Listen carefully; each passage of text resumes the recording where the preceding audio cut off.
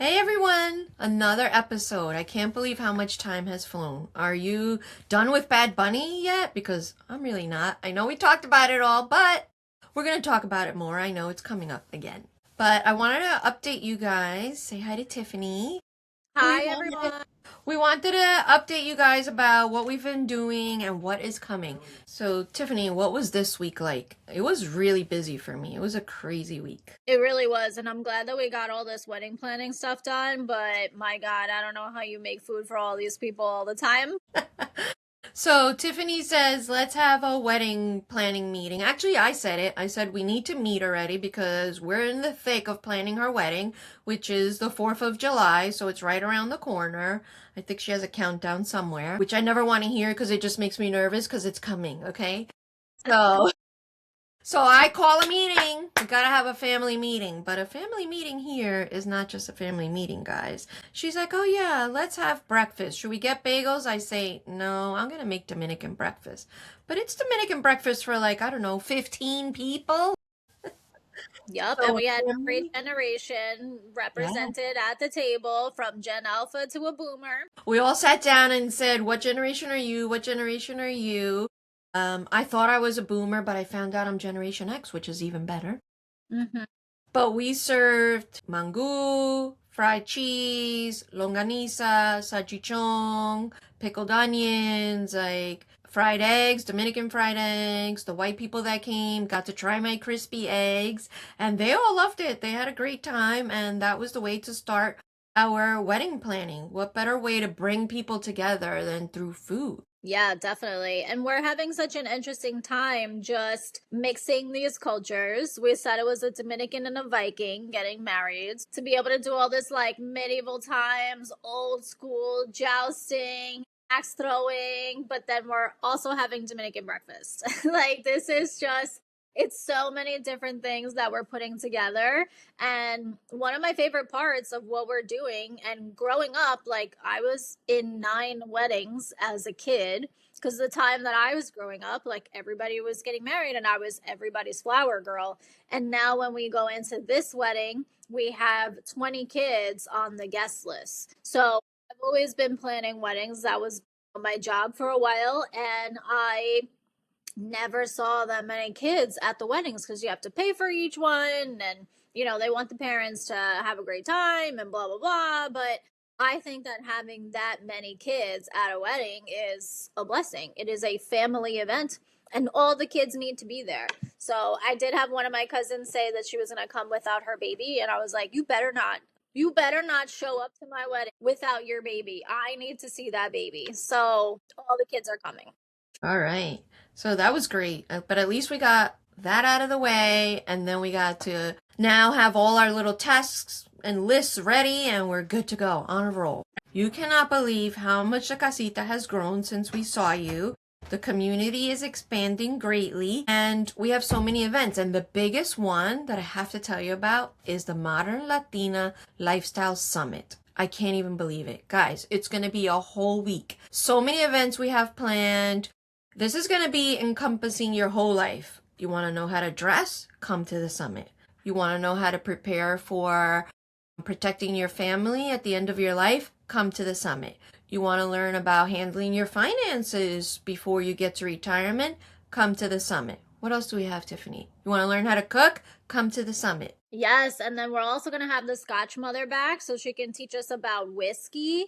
But also, like, I just want to meet people. There are so many Gen Z and Millennial Latinas that I want to connect with. And I feel like I don't know where they are. I see them on social media, but not in real life. And I would love to have this virtual summit where we can meet everybody and then we end in my favorite thing all together in person. Mom, what is that? Oh my God, guys, it's Bad Bunny Bingo. When was the Bad last time you played Oh, bingo? woo! I can't wait. And the prizes are going to be so good. Yes, we're gonna have great prizes, and the best part is that it's in person. So those of you that are local, I know some of you are far away, but those of you that are local, it's right in Huruta, Oaxaca on Main Street. And if you haven't been in that back patio, we are finally gonna welcome summer in. It's gonna be amazing. We're gonna have live music. We're gonna have brunch specials that are just for us. Jose's the best host ever. He always comes out with some little surprise, so you don't want to miss that. No, definitely. And then the next day, we roll right into the Hispanic Heritage event, too. We're having a whole parade the next day. So, anyone that wants to fully embrace themselves in their culture for the weekend, come hang out with us. Yes. And another event we have coming up in the casita, April 17th, 8 p.m., we have a mocktail class. And I managed to get the mobile mixologist to come. I know he's super booked now. He's got this new line of matcha drinks out, and he's going to do 3 mocktail drinks for us, for those of you that are not partaking in alcohol or just want to have a fun drink whenever you want. So that's our next event. And then after that, we go into the Lifestyle Summit. So guys, I just can't believe the growth, and I'm so thankful to everyone for it. It's really great. Definitely. And I have been drinking a lot more mocktails now. I do like to, I'm not like sober or anything, but I don't always need a drink when we go out. I don't want to be in bars all the time. I don't want to be out late. So the mocktails are definitely right up my alley. So speaking of the casita, let me tell you what we've done already that you missed, but it's not too late. You can come in. We're going to have those recordings up soon. Our first class we did was a meal prep class where I cooked the whole Dominican dinner. We did rice, beans, pollo guisado, everything. I cooked all dinner live. The second class, we had even more people come, and that was really touching for me because we made a pastelón, which I know my kids love pastelón, and I had an American lady in Florida cook at the same time I did. She bought all her ingredients ahead. We cooked it together. She made a beautiful version and with her own twist on it, because that's what it's about. This is not about me. This is about all of us. And guess what? She wanted vegan cheese, and that's what she put on her pastelón. And she loved it, and it's something now that she'll add into her repertoire. So I thought that was great. We did have our class with Scotch Mother, which was fantastic. I learned so much that I didn't know about alcohol and all the differences and what's healthier for you. And we actually had a lot of people come to that class, so it's amazing to see more and more people join us. So the classes have been great. It's a lot of feedback back and forth. And then we've also had some live classes. We've done live cooking classes. We had a Boca Chica experience, which, guys, I debuted the cutlet guy. He came out of his shell and he cooked chicken cutlets. And they all love them. So it's been really touching, actually. I got an email back after that saying how wonderful it was. So it was really heartwarming. I'm so excited for him to finally like get involved with this and do more, because those cutlets need to see the light. Everybody needs to have them and learn how to make them. So I'm so glad that you guys had such a good time with that. The cutlet guy needs to come onto this podcast too. He'll be here. He'll be here eventually. And then what else is going on? I think the one thing I really want to talk about now is young Miko. What do you think, Tiffany? Oh my God, I almost fell over my chair when I saw young Miko in this new Gap ad in this video. I think that this is such a great time for Latinos to be able to really show everybody what our talents are, what we're interested in, what we like, and to not be ignored and to not need everything in English all the time for you to just enjoy it. So watching her put on this video, to have all of those dancers in there, right away I thought about my sister being a lifelong dancer and how cool it is to have so many different unique people, and the diversity that she had in that video and just how cool it looked. So a lot of people have been figuring out who young Miko is this year because she toured with Billie Eilish. So all the lesbians that don't speak Spanish just discovered her this year, and then all of a sudden they put her in this Gap ad, and now even more people know who she is. So it is so exciting to be able to watch her success. Yeah, so I did a little background on it, and it's so funny that Gap has done ads with other celebrities, right? But this one was really special. This one, they hired a CEO, but not the CEO you and I think about. It was a chief entertainment officer to make sure that they got it right, that culture was on point, because culture is where it is right now. And this is the first time that Gap has had an ad with somebody who does a Spanish only song, a young, openly queer, Spanish speaking Puerto Rican. And she's really popular right now. And they didn't just do it small. This is ads in Times Square, in San Juan, in Tokyo. Like, these are huge billboards everywhere. They went all out on her. And tell me how cute that outfit was. Don't you want to order one? Like, I want to order one. I immediately went onto Gap's website and I was like, how do I get one of these? I need this. And I primarily work from home, so I could wear sweats all day long. Yeah. They look so cozy and comfy. That's what I need. Yeah, so they did it really smart. They realize that first of all, Latinos have a lot of buying power. They're like 20% of the population in the US, but 23% of consumer spending comes from Latinos. So that's a lot of power. So they're not stupid. They knew what they were doing. But I think they'd hit the mark just right and picked the right person. I thought the choreography was amazing. I thought she looked great, the styling, the different ads, the way they did that one ad, but now you have little pieces and chunks and behind the scenes are now also on social media. Like, I just think whoever they hired to run this whole campaign has done a fantastic job. I think Yeah. that one of the best parts of watching the Bad Bunny halftime show was watching everybody's behind the scenes that happened after the event. And all of the people who were in the videos and were in the performance are all posting their whole story, their background TikToks that they made and putting them Yeah. out there now, even after all the events happened. That is like one of my favorite things. I used to love watching like the MTV making of the video. So to be able to watch these things now through these people's eyes and not like a huge production, just them on their cell phone and doing the dances, that makes me so happy. I'll watch that all day long. Yes, I saw recently I think the most popular one after Bad Bunny was, I want to say it's a Colombian restaurant or Peruvian restaurant where the whole staff did the Bad Bunny intro, and now they did the young Miko ad, and it was Yeah. so funny. I loved it. Oh my God, that restaurant is so funny, and they have been redoing all of those videos, and it's so good. It's so on point that I'm like, do Yes. they hire people specifically who want to make those videos?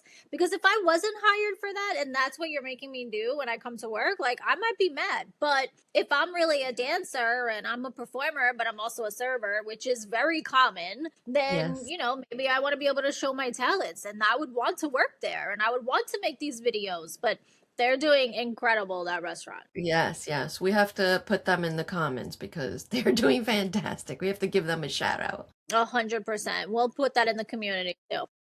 Yes. But this month, what I wanted to talk about, it's almost over, was Women's History Month. So I thought, what better way? I've heard stuff all month about women's history, but most of the women that they talk about are really great women, but they're not really talking about Latinas. And I wanted someone to come on that could really speak to who I am. I want to see myself in those women because I know that there are a lot of Latinas out there doing powerful work in history and now, because I personally know women who run nonprofits, who are own counseling centers, who are social workers, who are doing powerful work, but they're not being highlighted. So I knew the perfect person to bring on as a guest of the podcast, and that's my friend Adriana Devers. And I knew that she would be able to give us a good background for Latina powerful women that should be acknowledged for Women's History Month. Definitely. I cannot wait to hear from her next. She is fantastic and I really, really love her book.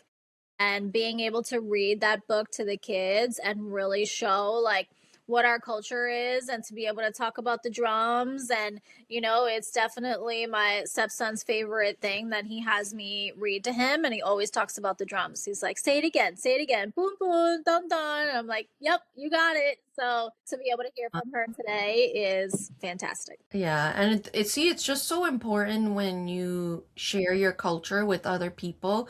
That's why I do the work that I do. It's just one little thing. So for him, it was the drums. For someone, it may be a delicious meal. Maybe it's Bad Bunny. Maybe it's young Miko. These are all important things that we should be sharing and have other young people see themselves in real life. Like, it's just so important. You can literally change someone's life with just a little piece of culture. So I'm so excited to hear, for everyone to hear from her, because I know her personally. She's great. All right, let's get into her interview. I'm so excited to be here today on a lovely Sunday morning. One day it is going to be spring. I know it's coming. Today I have the honor of being joined by Adriana Devers. She's an award-winning author, poet, educator, dedicated to uplifting her community through culture and storytelling. She's the founder of Cuentos de Triadas, a bilingual cultural organization serving youth, and the creator of the Latinx Arts Festival and Book Fair. I've attended and it's amazing. Born in the Dominican Republic, her Afro-Caribbean roots deeply influence her work, including her award-winning children's book, Mi Chiquita en una Luna Llena. Adriana was also honored by the Dr. Antonia Pantoja Bilingual Education Advocacy Award for her impact in education and culture. Adriana, I'm so happy that you're here today. I'm so excited to have you on, and thank you so much for joining us today. Good morning, Elisa, Tiffany. I love you both, and I'm just so grateful to be spending this time in the morning with you. There's no better way to start a morning and celebrate us women together. Yes. Now, I said your lovely intro, which was great, but I know you personally, and I know there's a lot more to you than that intro. So tell us a little bit more about yourself. And really, what touches me is your love of the arts and introducing it to youth. Why is that Oh so important my. to you? Thank you. I did this past week. I think I did two more school visits out here in Long Island. And I started out by sharing with them this picture from my childhood. I was 8 years old when I met this student teacher in El Colegio Maternal Lulu in San Pedro de Macorís, which is where I grew up. And I remember that teacher gave me a little pink post-it notebook. All of us loved her so much. And she gave us this little post-it notebook. She gave it to me as she noticed that there was so much that as an 8 year old I was holding on to. And she just told me, Adriana, write in there. Whenever you're sad, write it down. Whenever you're upset, write it down. Whenever you are full of joy, write it down. And you're going to see that's going to make a difference. And I still have that little post-it notebook, and her name was Sarah, and she signed it on there, Sarah, and she put this big heart on it. And it was a reminder, at that time, she was one of the very few people who realized that as a child, I was going through a lot. Like, there was something going on at home. My parents got separated. We have moved into even smaller home than what we were into before. So those words really made a difference into my life. And I feel that the arts, especially writing, literature, has really impacted me in such a profound way. I've said it many times. Writing has saved my life, and I think that was one of the moments when I felt the most touched by it. And it continues. It continues. There's one of the chapters in here, and in the book Mujeres que se atreven y superan límites, both in English and Spanish, Women Who Dare, where I talk about when I was struggling with depression and suicidal thoughts, and writing really, really was the life changer. So that's my purpose. I want to make sure that the youth that feels that they're stuck, that feels that they're unheard, that they don't have support, or have support but don't know how to really reach out to it or express their emotions, writing does help and makes a huge impact. And so does all other art forms. Adriana, I know I've seen you read definitely so much poetry at our events. Would you mind reading something for us today that you wrote? Sure. Let's share Hija de quién. I feel like everybody loves this piece. Hija de quién, the daughter of. And let me know if you hear something on there that you could relate to as well. I am the daughter of Doña Chela, the righteous, the strongest. La que te daba una pela con la mirada y te enderezaba el futuro sin tocarte un pelo. I am the daughter of Tía Milagros, the guilt that buried her spirit alive, y la sonrisa que se pintaba en su rostro cada vez que me ve. La hija de Cira y Fifi, the ones who have lasted 50 years, although I suggested a divorce at 8. Hija del tiempo, del olvido, of the solitude that keeps me grounded. Unfinished poems buried in a mended treasure box. Little fairies floating through my cloudy skies. El sol robándose un espacio ausente. La luna bailando al son del tambor. Tying it all together, reminding me that I am more than a name, more than what we define as existence. Hija de tanto, hija de nada, hija de la vida por estar aquí, hija del sol, hija de Dios por el aire que me otorga, hija del hoy y el ahora, hija del yin y del yang, the duality of life in its pure essence, the wholeness of my ego and my daily battle against it. In the end, I question, whose daughter am I anyway? And that is Hija de Quién. That can be found in Huellas de una Memoria Perdida. It was my first poetry book. Just to show you quickly, this is what it looked like before. It was the first edition done with Urpi Editores, Carla Correa San Walter Ventosilla. And then a few years after, I said, you know what, I'm going to take all these poems because there's so many things that have changed, including the illustration that I would like to have on there. I wanted to be more representative of what we look like, what I look like. You know, Laura Villana made this beautiful illustration for the book. There it is. Those are my traces, mis huellas. So thank you so much, Adriana, for reading that. It was really touching. It made me teary-eyed because I started to think about my summers in DR. I grew up in Queens, but in the summers we would go there. And I actually went there for my whole first year of schooling. Kindergarten was in Dominican Republic. My mom was a single mom and she didn't have anybody to take me to school and back, so I went to DR. And those stories just bring back my youth. I remember being in the campo with my grandfather. I still could smell his pipe every day. Just even the way his skin smelled, everything. So it just makes me have chills every day. So thank you for bringing that back for me. Can you tell us a little bit about what your childhood was like in Dominican Republic? We're at different phases. Like when we did our workshop at Patchogue Library, you spoke about your childhood and what that was like, and I was like, well, my childhood was completely different because I was a city girl. So, but we're on the same path, and it's just so Yes. amazing. No, absolutely. That's why literature is so powerful because it brings about all of these memories and connections and things that all of a sudden we feel like we're generations apart, or I don't know you, you're from here, you're from there. It could be someone from El Salvador, and all of a sudden you read that poem and they're like, I remember my grandma doing the same thing. So it's the powerful thing about literature. My upbringing was fun, it was fun. I had you know, a lot of I have a lot of different memories that my family oftentimes says, how do you remember that? You mentioned your grandpa and the pipa, and I remember my grandfather from my mother's side coming into the house and having his hat on and this blazer and just taking it off, putting it on the chair, putting the hat on the side and putting his cane on the side. And then, I've been told many times that he passed before I was 5. So they're like, how do you recollect? How do you have that memory? All of those things influence my writing. My upbringing was, I was born in Santo Domingo.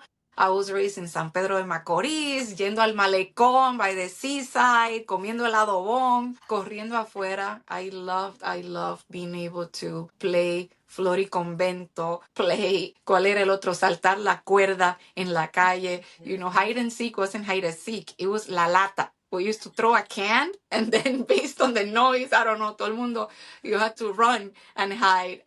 So all of those things influence my writing. The music, Los Palos. Like I was one of those kids who, like in San Pedro, I will hear Los Palos, or I will hear about Fiesta de Palos while my sister and my cousins were hiding because they were afraid of seeing how, either the spirits got into people or just the music overwhelmed them.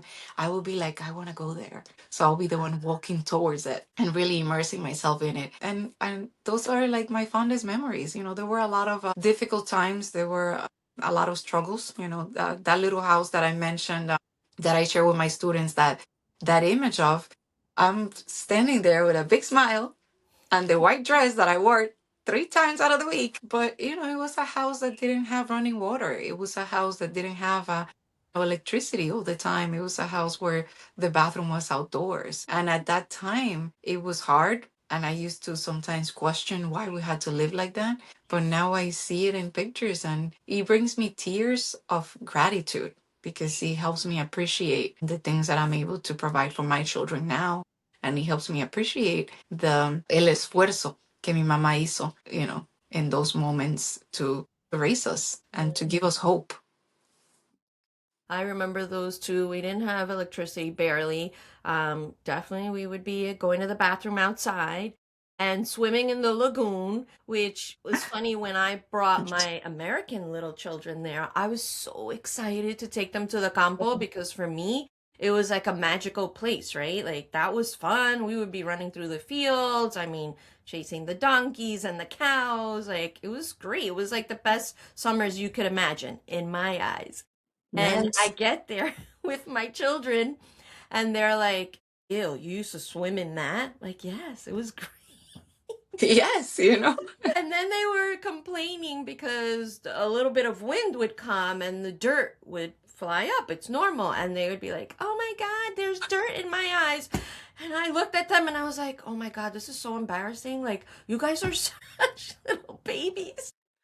Meanwhile, we used to be the ones playing with the dirt. I mean, Yeah, I but love maybe driving. Like come this is it's a But you know what? It's different generations, so I get it. They can't relate. But for me, walking down to the Rio, like, I didn't need electricity. I didn't need all those things that we're spoiled with now because yes. I still had a lot of fun playing with my cousins. Like, we had the best time. Oh yes, absolutely no. And I really like what you said about in my eyes. Yes. Because it's so different when you ask about, let's say, a personal event in my family. You ask my sister, and she remembers it in a certain way. I remember it in my own way, and then my parents will be like, "Oh, that never happened," and I'm like, "Oh, that did happen, sir. It did happen."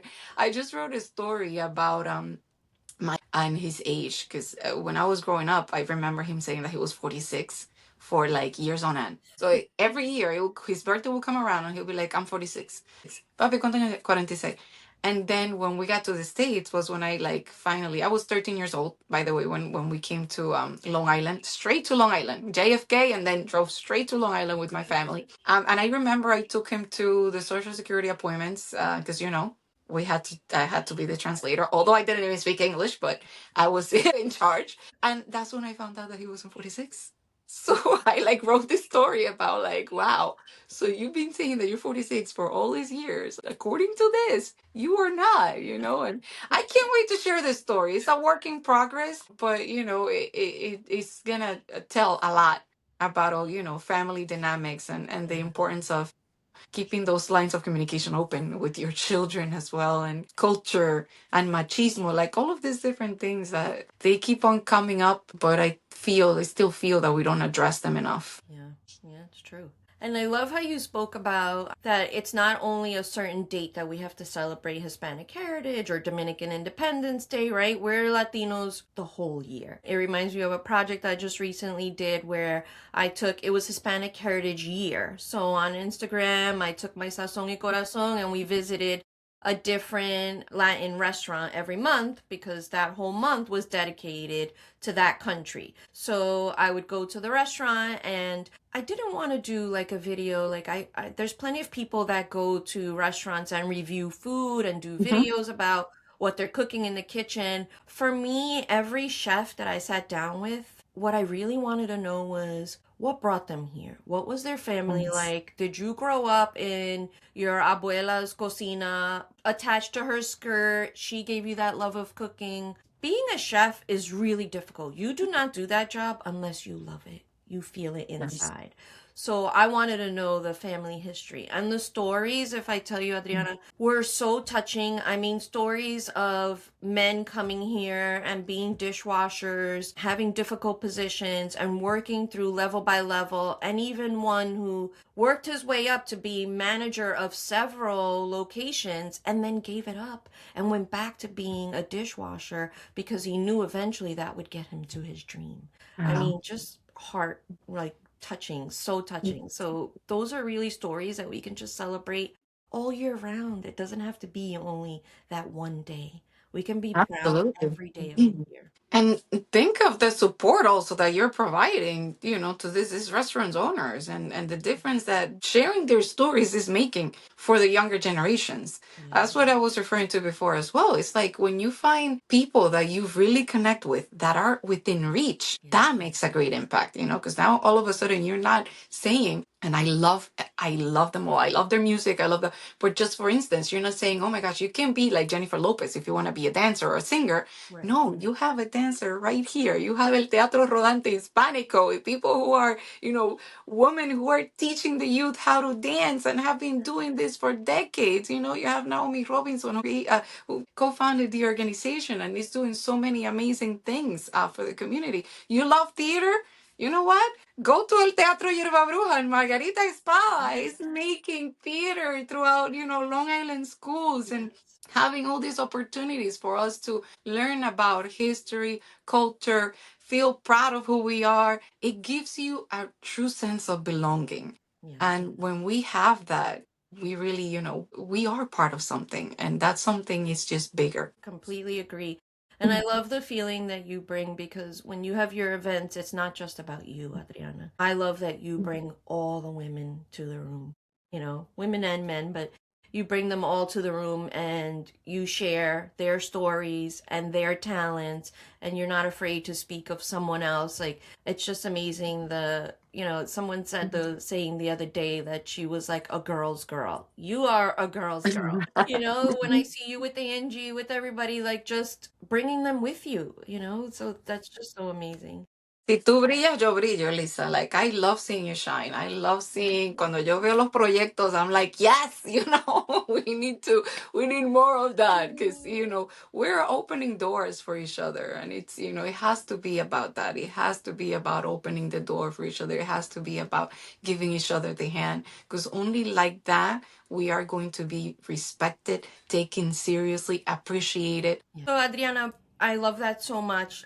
Your impact definitely affects a lot of people. For me personally, I have a story about you. My daughter is getting married. Her fiance has a little boy. Now, they're American. They're not Latinos like us. But she brought home the book that you gave her. And sometimes it's a little bit difficult. A new family, new dynamic. You have to find some kind of commonality with the child so that you can bond. And for her, it was this book. Like, now story time is a because she came with this interesting book and he loved it, and that was a bonding moment for them. So I am so grateful and so happy that we have met you. That made me cry. When I read that post and I heard the story, I was like, oh my gosh, so absolutely touched by it. And I truly appreciate, the fact that you are bringing that story home and you're sharing this with someone who is, so, so dear. To you and your daughter and your family, and just in general, that's the beauty of writing, the beauty of literature, and the beauty of our language. Because part of that bond, it's the fact that she was able to read it in Spanish. Yes. So it's just so amazing, and that's exactly what I look forward to. That families are able to create those connections, that communities are able to create those connections, that they learn more about us and our needs and our likes and the common ground that we have. We have struggled as a community for so long. And we're not the only ones. And when other communities who have struggled, who are underrepresented, hear that, then they say, huh, you know what? We're not so different after all. Yes. And that's just so powerful. Yes. And so today I wanted to talk to you about women's history because I know how knowledgeable you are. And the month is almost over. It's a month of March, Women's History. And I've seen so many posts about powerful women that are great. We're talking about Rosa Parks, we're talking about Ginsburg, we're talking about Michelle Obama, just so many wonderful women in history that have helped like really move our missions further. But what I think I've lacked is seeing anybody that looks like me. I want to hear about Latinas who I know have done so much to help us. So I was hoping that you could give us just a little mini lesson about Oh my some gosh. powerful women.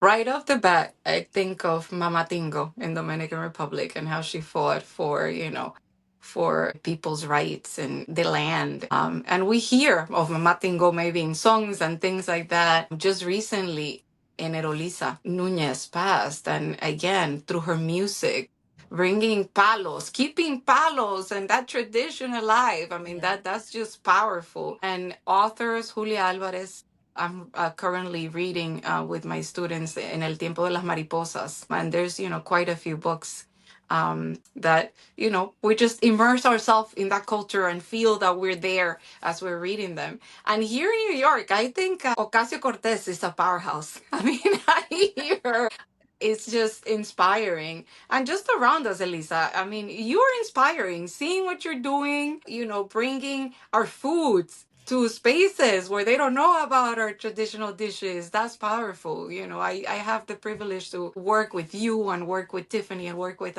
collaborate with Deyanira Martinez, with Angie Hernandez. And I feel that is really, really important as well for us to share with our youth about the powerful women that are around us. Yes, I admire many women throughout history, and we have to recognize everything that they've done to pave the way. But I feel like it's so powerful when kids hear us compliment each other and they see that we're accessible and they see that, we're there for them. This past 2 weeks ago, I was able to bring a few authors in for the students to meet, and it was all about women's history. And they met this Haitian American author, Emma de Sulm, and it was just amazing to hear how she was a graduate from our school district, and she's doing so many great things. And that shows our students that it's possible. Because now they can see it. They see it right there. She's within reach. They could ask her questions, and it's more impactful, I feel, than when we talk about women in history. And I'm not minimizing by any way, shape, or form. As I mentioned before, what they have done, I feel that we're here because of all the powerful women that came before us. But to give our youth, especially nowadays, they need to see it. They need to have contact with that person. Otherwise, it's like, oh yeah, I read her book, but I don't know that person. She doesn't know my struggles. But when you bring someone who's from within the community, or you tell them, Latina Moms Connect is making a great impact, not only in the New York State, but around, just talking about our culture and community connections, Yeah. that really generates a great impact and captivates their attention even more. Yeah, I think it's definitely representation is huge, right? When they see women like us that are giving back to the community, actually, who are out there, like just sharing our culture with others. Recently in the Casita community, I do live cooking. So we made a pastelón, right? So I Ah, had a lady, an American lady from Florida, log in and she made a pastelón with us live. And that's amazing. I was just crying afterwards because I said, "Oh my God, like to share like a Dominican dinner with an American lady who now is going to put that in her weekly Oh rotation. my Like, God. what more That's, could you ask for? All I want is for our foods, especially, but our culture just not to die with our generation. of I want course. it to be passed on. I just always felt like we owe that to our ancestors for everything they Do. went through for us, and we also owe it to our future generation so that they can continue to carry that on. We do, absolutely. And nothing better than hearing a Perico Ripiado, Fefita la Grande, comiendo pastelón en familia, eso es poder, eso es herencia y eso es lo que realmente necesitamos para seguir conectando con todas las generaciones, las Yeah. futuras, incluso las pasadas, because I see that there's such a great connection that I'm able to make with my dad when I talk about what he went through, because he's stuck in a different time of his life, and to be able to talk to him and play Fefita la Grande or play canciones que se relacionen con él Yeah. and bring them to the now, that also makes a great impact. It's funny because my dad's secret crush is Fefita la Grande, just so you Oh, know. look at that. He's like obsessed with her. I don't know why. So every time she That's comes on, I'm amazing. like, oh, there's dad's girlfriend. That's amazing. Yes. Tell us about your event that's coming up because I have to say that I went last year and I helped you last year and it was an honor for me. And after that, I had an event where I saw a lot of the same people. Every single person came up to me and said, "Oh my God, that event was so great. We had such a great time. We danced so much and there was no alcohol. It was family friendly." I mean, it was just fantastic. And I know that's coming around again. So could you tell us a little bit about that? Absolutely. We had to make a little shift on the dates.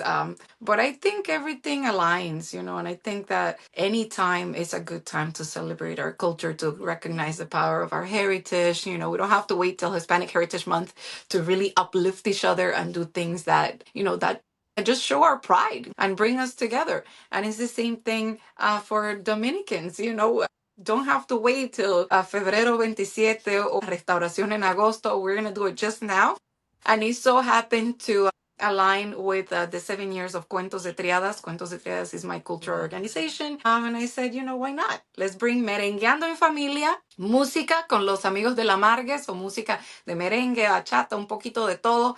Ahí, cultura y tradición para toda la familia. We're going to have sancocho. So the sancocho experience, homemade sancocho, mi gente. Yum. Homemade sancocho. And Elisa, you're going to be there with us, hopefully making those delicious plátano waffles that you make, because everybody loves those as well. See if I surprise So someone.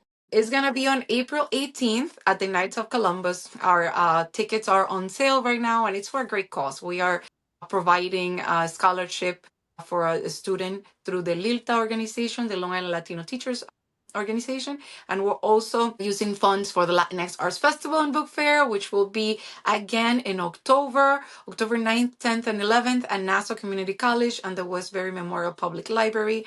And it's, everything is para la comunidad, para nosotros, para la gente. Es de nosotros como gente de la comunidad, para ustedes, gente de la comunidad. Hecho con mucho amor y dedicación. So amazing. This will be my third one attending, and it's my birthday weekend every year. So I'm like, oh, she's just celebrating my birthday. Yeah. We are. We have to, we have to bring you a cake, I don't need a cake. I just need all the love from you guys. Like, just to Thank see. you. Honestly, this year touched me so much because the teenagers were so involved. On the Yes. teen day when the schools came, my workshop room was packed, overflowing. I had no seats left, and they were all like enthralled in there. And I still have some of the students still contact me. Just one text me the other day, and I have her in my phone as asistente de waffles. That's amazing.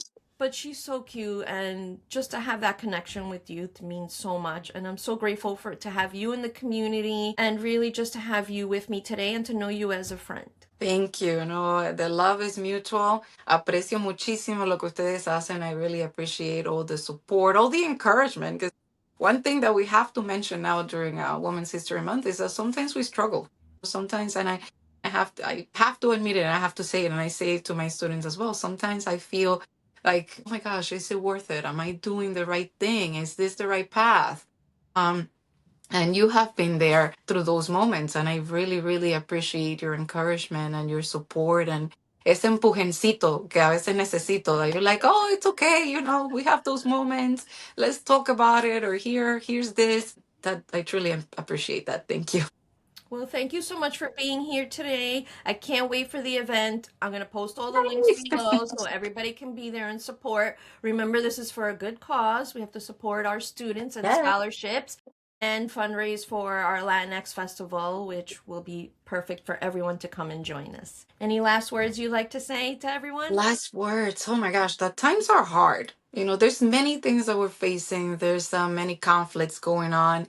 And, I want you to realize that when we say a celebration party, it doesn't mean that we don't acknowledge everything that is going on, but this is our way of also educating people on our culture, on the struggles that people are facing. This is our way of bringing people together and educating each other.